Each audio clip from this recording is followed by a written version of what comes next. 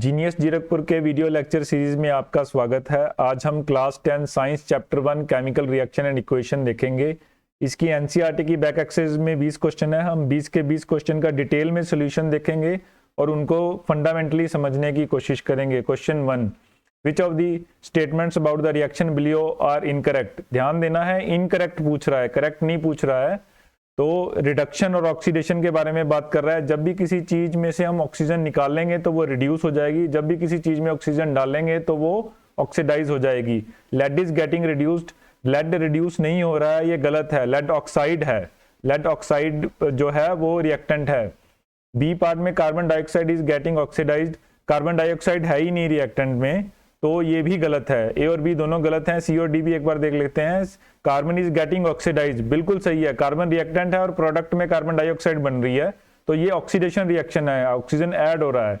Lead oxide is getting reduced, ये भी सही है, लेड ऑक्साइड रिएक्टेंट है और रिएक्ट करके प्रोडक्ट में लेड निकल रहा है, तो ये रिड्यूस हो रहा है। सी और डी करेक्ट हैं, लेकिन आंसर इसका फर्स्ट आ जाएगा, ए और बी आर इनकरेक्ट। आंसर देख लेते हैं, फर्स्ट ए और बी आर इनकरेक्ट, सी और डी करेक्ट हैं। Question 2, iron oxide plus aluminium is equal to aluminium oxide plus iron. The above reaction is an example of, देखिए ये डिस्प्लेसमेंट रिएक्शन है। Oxygen iron से डिस्प्लेस होके aluminium में जा रहा है, अल्मीनियम की रिएक्टिविटी ज्यादा है और आयरन की कम है, इसीलिए अल्मीनियम आयरन को रिप्लेस कर रहा है। तो ये सिंगल डिस्प्लेसमेंट है। अगर दोनों ही एक दूसरे को रिप्लेस कर रहे होते तो ये डबल डिस्प्लेसमेंट हो जाता, तो इसमें हम बोलेंगे डिस्प्लेसमेंट रिएक्शन है ये। कॉम्बिनेशन में दो रिएक्टेंट जुड़ के एक बना देंगे, वो कॉम्बिनेशन हो जाएगा। डीकम्पोजिशन में एक रिएक्टेंट होगा और दो प्रोडक्ट बन जाएंगे, दो या दो से ज्यादा, तो वो डीकम्पोजिशन। डीकम्पोजिशन मतलब टूट के दो हिस्से हो जाना, तो वो डीकम्पोजिशन हो जाएगा। Question 3, what happens when dilute hydrochloric acid is added to iron filing. क्या है HCl प्लस आयरन। रिएक्शन देख लेते हैं एक बार। आयरन HCl के साथ रिएक्ट करेगा तो आयरन क्लोराइड बना देगा और हाइड्रोजन गैस रिलीज हो जाएगी। अगर इसमें ऑक्सीजन होती तो पानी बन जाता, लेकिन इसमें ऑक्सीजन कहीं नहीं है, तो ये सिर्फ एक गैस के रूप में हाइड्रोजन बाहर निकल जाएगी। तो इसका आंसर हो जाएगा hydrogen gas and iron chloride are produced. Iron chloride जो है वो सॉलिड रह जाएगा और गैस बन के हाइड्रोजन निकल जाएगी, वो आपको नीचे प्रोडक्ट में नहीं दिखेगी। अगर आप खुद ही इस रिएक्शन को करोगे तो आपको हाइड्रोजन नहीं दिखेगी। Question 4, what is the balanced chemical equation. Why should chemical equations be balanced? चलिए बैलेंस करनी है chemical equation. Chemical balanced chemical equations वो इक्वेशंस होती हैं जिनमें number of elements in reactant is equal to number of elements in products. सब अगर जितने एलिमेंट्स, जिसके जितने एलिमेंट रिएक्टेंट में हो उसके उतने ही एलिमेंट प्रोडक्ट में होने चाहिए। और ये होना इसलिए चाहिए क्योंकि मास और elements can neither be created not be destroyed. Chemical reaction में तो दोनों तरफ एलिमेंट बराबर होने चाहिए, इसलिए ये बैलेंस होना चाहिए। एक बार आंसर पढ़ लेते हैं। Chemical equation is balance so that the number of atoms of each type involved in a chemical reaction are same on the reactant and product side of the equation. ये सिर्फ chemical equation में होता है। The chemical equation must be balanced because the number of atom of each element remains the same before and after the chemical reaction. Element कभी भी बदलते नहीं है केमिकल रिएक्शन में। जितने एलिमेंट रिएक्शन में पार्ट ले रहे हैं और जिसके जितने ले रहे हैं उतने ही दूसरी तरफ निकलेंगे। क्वेश्चन 5 देखते हैं। Translate the following statement in the chemical equation and then balance them. पहले केमिकल इक्वेशन लिखेंगे, फिर उसको बैलेंस करने की कोशिश करेंगे। पार्ट ए देखते हैं। पार्ट ए में हाइड्रोजन और नाइट्रोजन मिक्स होके अमोनिया बना रहे हैं। ये इतना सिंपल रिएक्शन नहीं है, पर दिखने में सिंपल लग रहा है। तो दो गैस मिक्स होके अमोनिया बना देते हैं। बी पार्ट है हाइड्रोजन सल्फाइड गैस H2S जो है ऑक्सीजन के साथ मिलके सल्फर डाइऑक्साइड और पानी बना देती है। बेरियम क्लोराइड और एल्यूमिनियम सल्फेट मिलके एल्यूमिनियम क्लोराइड और बेरियम सल्फेट बना देते हैं। नेक्स्ट इज पोटाशियम पानी के साथ मिलके KOH और हाइड्रोजन गैस बना देता है। जो पोटाशियम और सोडियम है वो रूम टेम्परेचर पे ही पानी के गिरने से आग पकड़ लेते हैं, एनर्जी रिलीज करते हैं बहुत सारी। ये हाइड्रोजन भी रिलीज करते हैं। नॉर्मली जो आपके जादूगर वगैरह जादू दिखाते हैं वो उनमें ये वही पोटाशियम और या फिर सोडियम यूज करते हैं। Question 6, balance the following chemical equation. जब भी केमिकल इक्वेशन को बैलेंस करना हो कोशिश ये किया कीजिए कि जो सबसे बड़ा मॉलिक्यूल है उसको पकड़ लीजिए। जैसे फर्स्ट रिएक्शन में आप देख सकते हैं CaNO3 जो है वो सबसे बड़ा मॉलिक्यूल है, तो हम यहां से बैलेंसिंग शुरू करेंगे। देखिए जो NO3 है वो सिंगल है, इसमें डबल है प्रोडक्ट में और रिएक्टेंट में सिंगल है, तो सबसे पहले हम इसको बैलेंस करेंगे, HNO3 को हम डबल कर देंगे। जैसे ही हम HNO3 को डबल करेंगे ये इक्वेशन अपने आप बैलेंस हो जाएगी, बाकी सब चीज बैलेंस्ड है। तो जब भी आपने कभी किसी केमिकल इक्वेशन को बैलेंस करना है तो जो सबसे बड़ा है पहले उससे बैलेंस करने की कोशिश कीजिए, बैलेंसिंग जल्दी हो जाएगी। तो सेकंड में Na2SO4 से बैलेंस करना शुरू करेंगे, तो ये सोडियम 2 है, इसमें रिएक्टेंट में सोडियम 1 है तो उसको डबल कर देंगे। नेक्स्ट में ये ऑलरेडी बैलेंस्ड ही है क्योंकि सारे एलिमेंट्स बराबर हैं। थर्ड में भी ये बैलेंस्ड इक्वेशन है, ये दोनों बैलेंस्ड ही हैं तो इसमें बैलेंसिंग की जरूरत नहीं है। Question 7, with the balanced chemical equations for the following right the balance chemical equation. तो पहले हम इनके फॉर्मूलाज लिखेंगे फिर उनको बैलेंस करेंगे। फॉर्मूला है CaOH CO2 CaCO3 plus H2O, तो ये ऑलरेडी बैलेंस ही हो गई है। ZnAgNO3 ZnO3 to Ag, तो जो NO3 है वो डबल है, जो उसका आयन है वो डबल है प्रोडक्ट में, तो हम रिएक्टेंट की तरफ 2 लगा देंगे। Next is aluminium plus copper chloride is equal to aluminium chloride plus copper, तो इसमें भी हम क्लोरीन से इसको बैलेंस करने की कोशिश करेंगे। क्लोरीन 3 है, इसमें 2 है और 2 और 3 करके 6 बराबर कर देंगे और एल्यूमिनियम को बराबर कर देंगे। Barium chloride plus potassium sulphate is equal to barium sulphate plus potassium chloride, इसको आप खुद बैलेंस कर सकते हैं। Question 8, write the balanced chemical equation for the following mule and identify the type of reaction in each case. अब हमें type of reaction भी ढूंढना है, देखते हैं। देखिए इसमें KBr plus BaI2 is equal to KI plus BaR2, तो दोनों में जो आपका आयन है वो रिप्लेस हो रहा है, तो ये क्या हो जाएगा, ये डबल डिस्प्लेसमेंट हो जाएगा, दोनों में डिस्प्लेसमेंट हो रहा है। सेकंड में देखते हैं, सेकंड में आप बिना इक्वेशन लिखे देख सकते हैं कि जो रिएक्टेंट है वो 1 है और प्रोडक्ट 2 बन रहे हैं, तो ये डिकम्पोजिशन हो जाएगा। थर्ड में देखिए 2 जो प्रोडक्ट मिलके 1 प्रोडक्ट बन रहा है तो ये कंबाइन कर रहे हैं, तो ये कॉम्बिनेशन रिएक्शन हो जाएगा। लास्ट में देखिए, लास्ट में Mg is equal to HCl plus MgCl2 plus H2, तो इसमें एक डिस्प्लेसमेंट है, सिर्फ HCl डिस्प्लेस हो रहा है, HCl की क्लोरीन डिस्प्लेस होकर मैग्नीशियम के साथ लग रही है, तो ये सिंगल डिस्प्लेसमेंट या सिंपल डिस्प्लेसमेंट रिएक्शन हो जाएगा। Question 10, what does one mean by exo. Exo means जिसमें एनर्जी निकले, एंडो मीन्स जिसमें हमें एनर्जी देनी पड़े। एनर्जी कोई भी हो सकती है, हीट या कोई और फॉर्म ऑफ एनर्जी हो सकती है। एक्सो में एनर्जी देनी निकलेगी बाहर रिएक्शन से और एंडो में हम एनर्जी देंगे। Give the examples, the chemical reaction that release heat energy. Heat या कोई भी फॉर्म ऑफ एनर्जी हो तो उसको एक्सोथर्मिक रिएक्शन कहते हैं। जैसे कार्बन को हम बर्न करते हैं, कोई भी बर्निंग प्रोसेस है तो वो हीट एनर्जी देती है, किसी भी तरह की बर्निंग हो रही है तो वो हीट देगी, तो वो एक्सोथर्मिक रिएक्शन हो जाएगा। Chemical reaction in which heat is absorbed are called endothermic. जिस रिएक्शन को करने के लिए हमें हीट सप्लाई करनी पड़े उसको हम एंडोथर्मिक रिएक्शन कहते हैं। जैसे CO3 की क्रैकिंग करने के लिए हमें हीट देनी पड़ती है, तो ये एंडोथर्मिक रिएक्शन हो जाएगा। Question 10, what is why respiration is considered as exothermic reaction.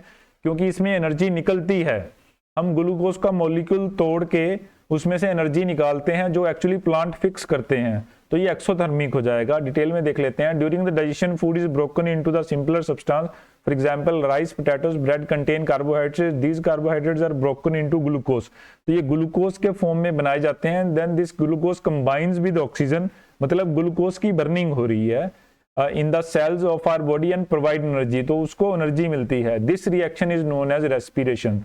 तो इसका केमिकल इक्वेशन आप देख लीजिए, ग्लूकोज का मॉलिक्यूल ऑक्सीजन के साथ मिलके कार्बन डाइऑक्साइड और हाइड्रोजन बनाता है और एनर्जी निकालता है, इसलिए इसको एक्सोथर्मिक रिएक्शन बोला जाता है।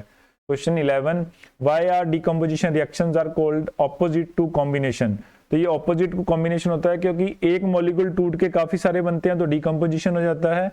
कॉम्बिनेशन में बहुत सारे मॉलिक्यूल मिलके एक मॉलिक्यूल बना देते हैं तो एक दूसरे के उलट हो जाएंगे। एग्जांपल्स भी देख लेते हैं। Decomposition reactions are opposite to combination reaction. In decomposition reaction single substance decomposes into 2 और मोर सब्सटेंस, जैसे CO3 CO CO2 last slide में हमने देखा। इन कॉम्बिनेशन रिएक्शन 2 और more substance combine to form a new single substance, तो वो combination हो जाएगा। Question 12, write one equation for decomposition reactions where the energy is supplied in the form of heat, light और electricity. कोई भी example लिखनी है तो MgO जो है मैग्नीशियम ऑक्साइड को जब हम हीट करते हैं तो Mg और ऑक्सीजन में बदल जाता है। ये एक ये एक रिएक्शन है जिसमें MgO Mg और ऑक्सीजन में बदल रहा है, तो ये डीकम्पोजिशन रिएक्शन हो गया, क्योंकि एक रिएक्टेंट है और दो प्रोडक्ट मिल रहे हैं।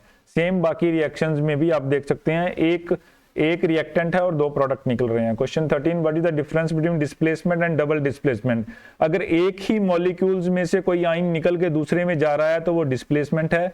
अगर दो रिएक्टेंट हैं और दोनों के मॉलिक्यूल्स रिप्लेस होके एक दूसरे के पास जा रहे हैं तो वो डबल डिस्प्लेसमेंट होगा, दोनों जगह से डिस्प्लेसमेंट हो रहा है। Like these equation, displacement reaction is a type of reaction in a chemical reaction which a more reactive element displaces the less reactive elements from its compound और साल्ट सॉल्यूशन। जैसे C2SO4 में Zn है, अब Zn जो है copper को replace करके खुद SO4 के साथ जा रहा है, तो ये सिंगल डिस्प्लेसमेंट या डिस्प्लेसमेंट रिएक्शन हो जाएगा। डबल डिस्प्लेसमेंट में या double displacement reaction type of chemical reaction which two compounds react by exchanging their ions to form a new compound. It is typically identified by formation of product in a precipitate. Normally precipitates बनते हैं, हम आगे precipitates discuss कर रहे हैं। Question 14, in the refining of the silver, recovery of silver from the silver nitrate solution involve the displacement reaction। अब देखिए जो सिल्वर नाइट्रेट है, जो इसका नाइट्रेट का आयन है वो कॉपर के साथ चला जाएगा, तो ये डिस्प्लेसमेंट हो जाएगा। राइट डाउन द इक्वेशन, तो हमने सिंपल इक्वेशन लिखनी है। AgNO3 में NO3 डिस्प्लेस होके कॉपर के साथ चला गया है। Question 15, what do you mean by precipitation reaction. तो प्रेसिपिटेशन में क्या होता है, अगर मान लो दो प्रोडक्ट कोई रिएक्ट कर रहे हैं, नॉर्मली एक्वस मीडियम में या किसी भी लिक्विड मीडियम में रिएक्ट कर रहे हैं, जैसी ही रिएक्शन कंप्लीट होती है, जो आपका प्रोडक्ट बनता है उसकी सॉल्युबिलिटी उस लिक्विड में नहीं रहती है, तो वो प्रेसिपिटेट आउट हो जाता है, निकल के बाहर आ जाता है उसमें से, तो उसको प्रेसिपिटेशन रिएक्शन बोलते हैं। तो जब भी प्रोडक्ट आपके लिक्विड में डिसॉल्व नहीं हो पा रहा, लिक्विड में डिसॉल्व या डिस्पर्स नहीं हो पा रहा, वो उसकी कंटेंडेंसी नहीं है उसमें डिसॉल्व या डिस्पर्स होने की, तो वो बाहर आ जाएगा, तो उसको प्रेसिपिटेशन बोलते हैं। एक बार देख लेते हैं। Precipitation reaction is a insoluble, precipitate is a insoluble substance, a reaction in which insoluble solid precipitate is formed is called precipitation reaction. Solid, semi solid या कुछ भी हो सकता है वो। For example, when a sodium sulfate solution is mixed with barium chloride solution, it forms a barium sulfate and barium chloride solution. In this reaction, a white precipitate of barium sulfate is formed. तो barium sulfate जो है वो aqueous medium में reaction हो रहा है, मतलब पानी में रिएक्शन हो रहा है, लेकिन ये पानी जो BaSO4 है ये पानी में डिसॉल्व नहीं होता है, तो ये बाहर आ जाएगा, तो ये प्रेसिपिटेट आउट हो जाएगा। सिमिलरली आप दूसरी रिएक्शन भी देख सकते हैं। Question 16, explain the following terms of gains or loss of oxygen with two examples। Oxidation और reduction को हमें समझाना है।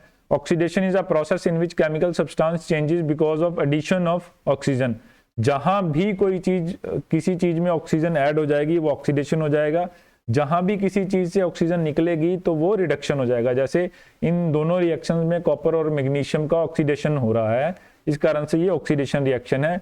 Reduction, the chemical reaction in which substance loses oxygen. अगर किसी सब्सटेंस में से ऑक्सीजन निकल रही है बाहर, तो then it is called reduction reaction. जैसे जिंक ऑक्साइड कार्बन के साथ मिलके जिंक बाहर आ रहा है और कार्बन मोनोऑक्साइड बन रहा है, तो इस केस में जिंक ऑक्साइड का रिडक्शन हो रहा है, तो जिंक ऑक्साइड का रिडक्शन हो रहा है, और लास्ट रिएक्शन में कॉपर ऑक्साइड का रिडक्शन हो रहा है। क्वेश्चन 17, अ shiny brown coloured element X। तो नॉर्मली ब्राउन कलर्ड एलिमेंट जो होता है वो कॉपर है, on heating in air becomes black in a colour, तो उसका ऑक्सीडेशन हो गया है, रस्टिंग हो गई है। Name the element X and a black colour compound. तो अब सिंपली कॉपर जो है वो ब्राउन कलर का है। The shiny elements are metals, the brown colour metals are copper, hence X is copper and black colour compound is copper oxide. तो copper को oxygen में आपने बर्न कर दिया तो कॉपर ऑक्साइड का कलर ब्लैक होता है। Question 18, why do we apply paint on articles. देखिए हमें पता है कभी भी आयरन को आप ह्यूमिड इन्वायरमेंट में ऑक्सीजन के साथ छोड़ेंगे तो वो रिएक्ट कर जाता है।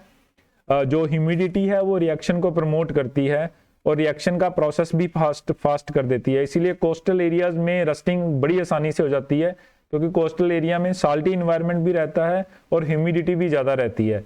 तो हमारी कोशिश क्या होती है कि हम आयरन को ऑक्सीजन और ह्यूमिडिटी दोनों से बचा दें।